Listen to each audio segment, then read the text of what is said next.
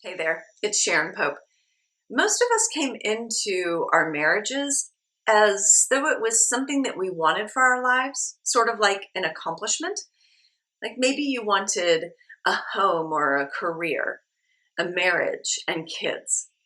But for many of us, once we found the partner and we walked down the aisle and we said, I do, we took that marriage and we placed it over here on this shelf.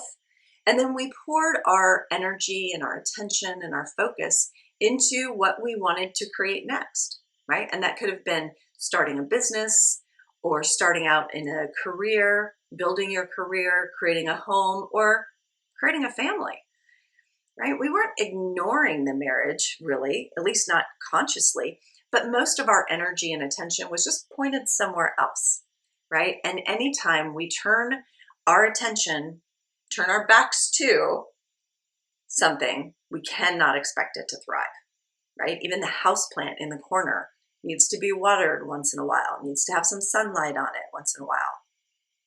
Maybe talk to it. But when we just ignore something, we cannot expect it to thrive. So once a marriage has been set aside for years or decades or more, then we tell ourselves that the disconnection we feel in our marriage is just a phase. It's just a hard time right now. It'll get better, but inevitably, it doesn't get better. There's no magic at work here where the marriage is just going to poof, feel so much better. In my experience, when we leave the struggles inside of our relationship unattended and we just kind of ignore it and go into denial mode, the struggles in the marriage don't get better.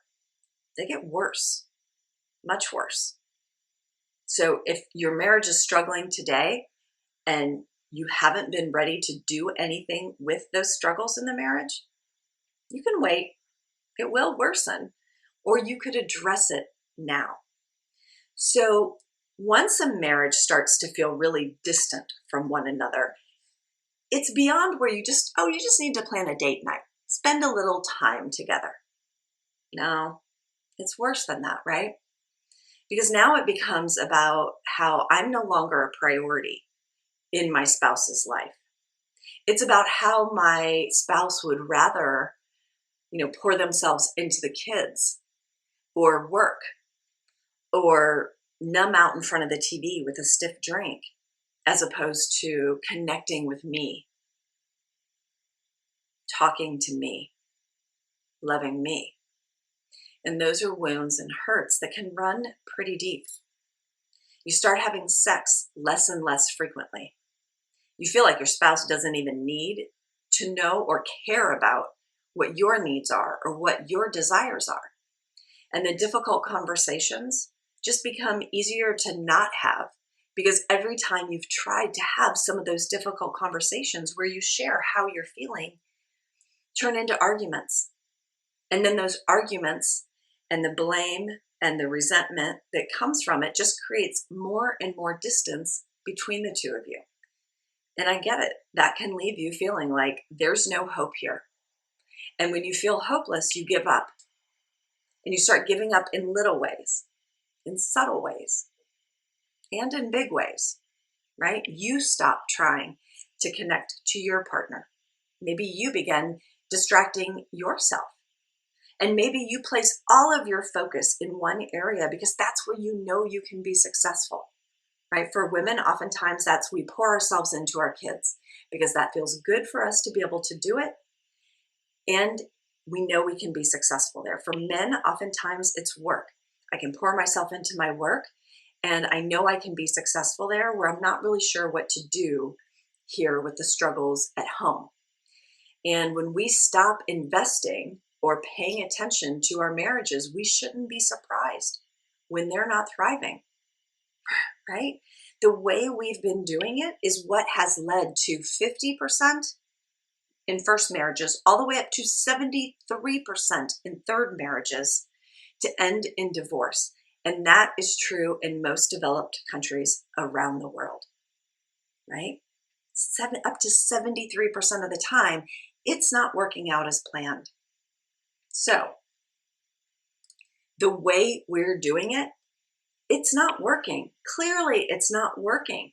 So we've got to be willing to get equipped with some new tools to learn a new way to be in relationship with one another, so that maybe we can evolve the marriage to a place that can feel really good for both of you, or not, right? I leave the space for that being an option, that maybe one or both of you just doesn't want to evolve the relationship beyond where it is today.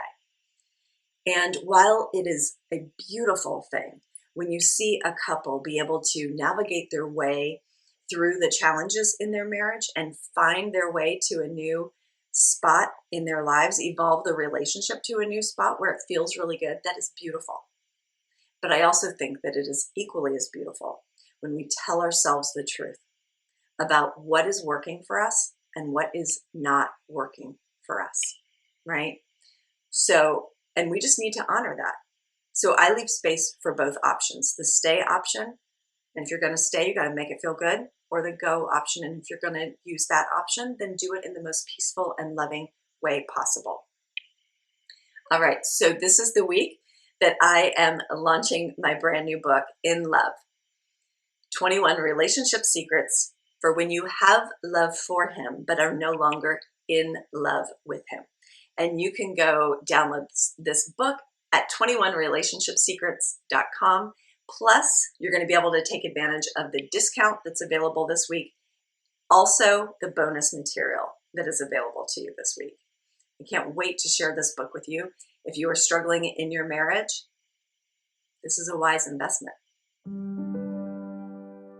Women find me when they are feeling stuck, lost, confused, and they're not sure whether they can fix their marriage because they've tried everything and it hasn't worked. And they're thinking, oh my God, is the only answer to leave here?